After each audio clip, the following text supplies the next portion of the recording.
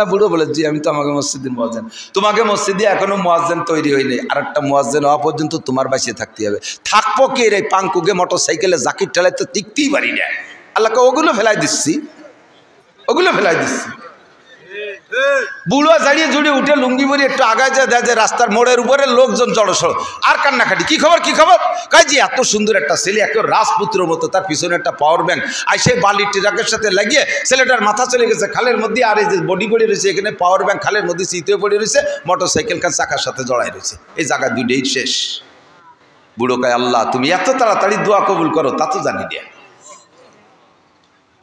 अल्लाहु अकबर की चश्मे जदन गाफिल जा शाह नबाशी शायद के नेगा कुनादा गाह नबाशी।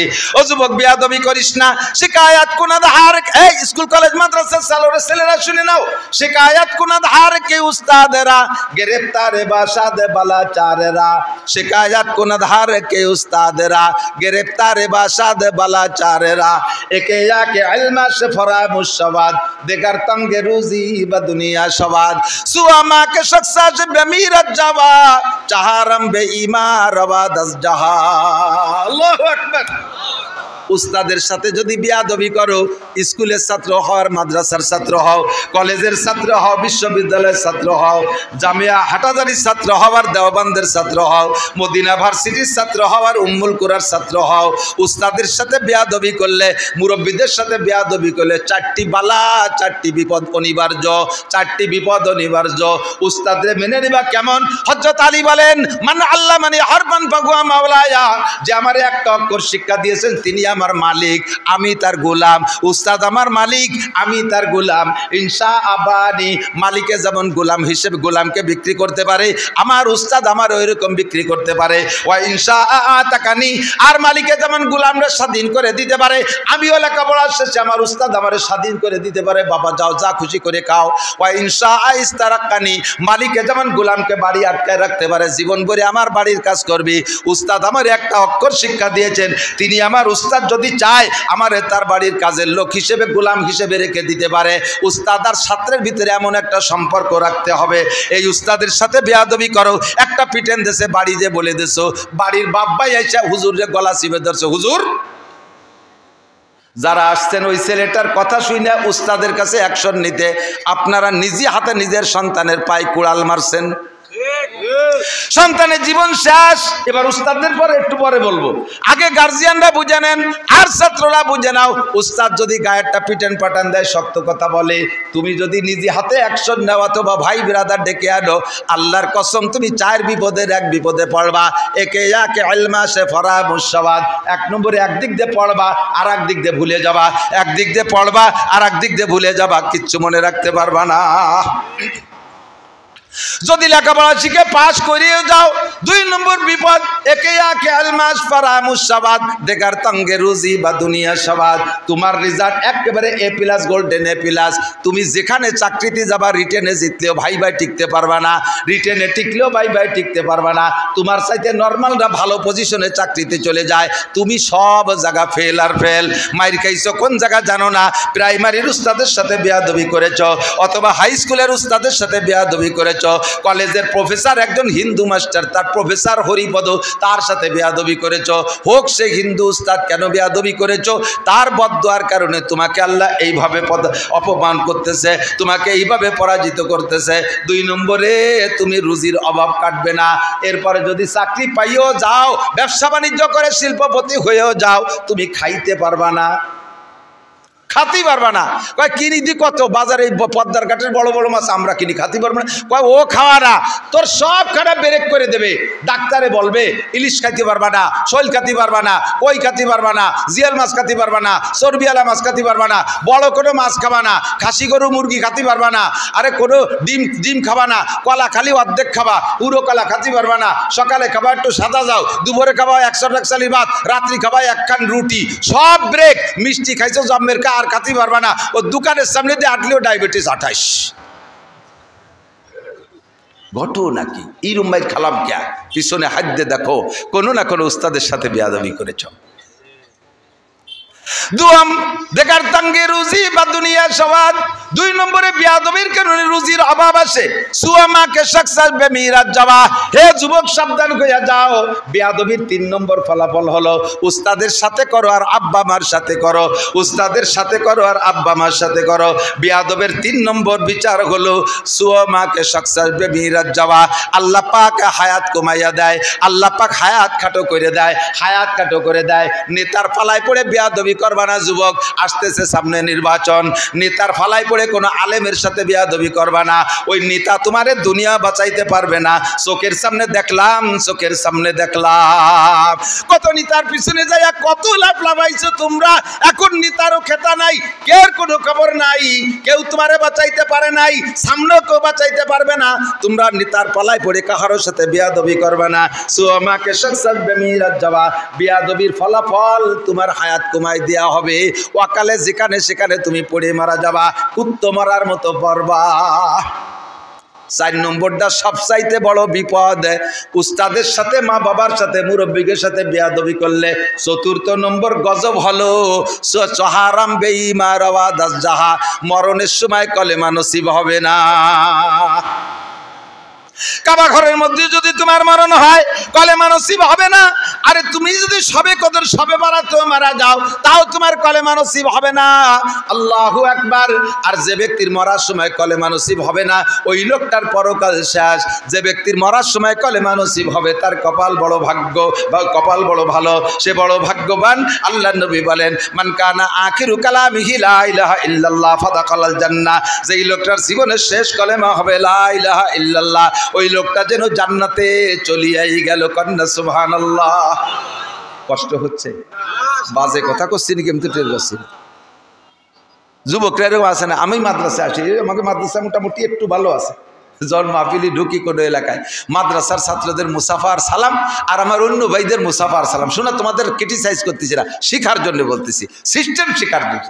বলুন আমাদের মাদ্রাসায় আমরা 24 ঘন্টা মাদ্রাসায় আবাসিক রাইখা কারকে কি বলেন, আরে ভাই পোল্ট্রি মুরগির বাচ্চার কোনো প্রশিক্ষণ নাই, তার মা বাপ নাই, মুরব্বী নাই, আছে নাকি? এই জন্য ওর টের পায়না, ওরে ছাড়িয়ে দেবেন বাইরে। বন বিলাইতে দাওয়া দিল আগে দেখতে যায় যে কিডা আইছে, কারণ তোর প্রশিক্ষণ নেই, ওর তো গার্জিয়ান নাই, মুরব্বী নেই। আর দেশি মুরগি দেখেন ছেলে মেয়ের সুন্দর করে লালন পালন করে, 300 গুণি সো মারলে মা জোর একটা ডাক দিয়ে ডানা উঁচু করে বাচ্চাগুলো বগলের তলে চলে আসে, দোলোই মা কুটকুট করে নিয়ে ঘরের মধ্যে চলে যায়। ওদের প্রশিক্ষণ আছে। মাদ্রাসায় আমরা আবাসিকভাবে সবসময় মায়ের মতো পালি, এভাবে কুটকুট করে ডাকে ঢুকে কোলের মধ্যে রেখে প্রশিক্ষণ দেই।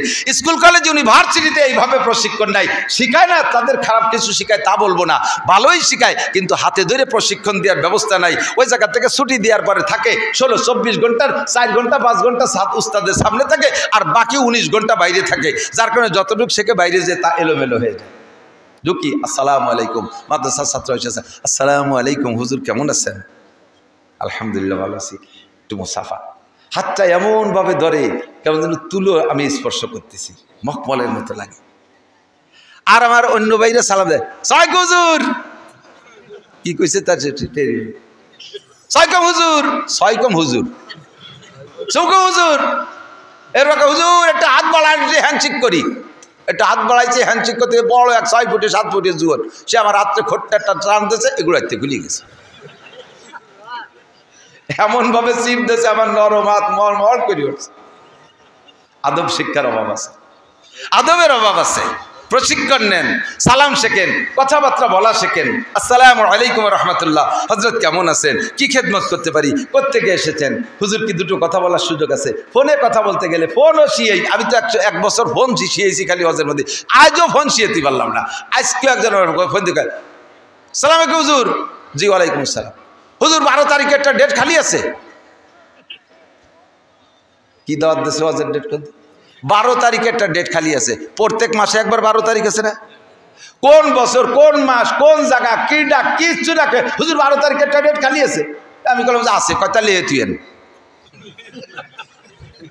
হজের দাওয়াত দিস, কিচ্ছু কই নাই। আমি বললাম যে তুমি যেভাবে দাওয়াত দিলে আমি তাই যাবো কোন জায়গা, কোথায় যাই উঠবো তোমারে? ও হুজুর তা তো কিছু মনে নাই।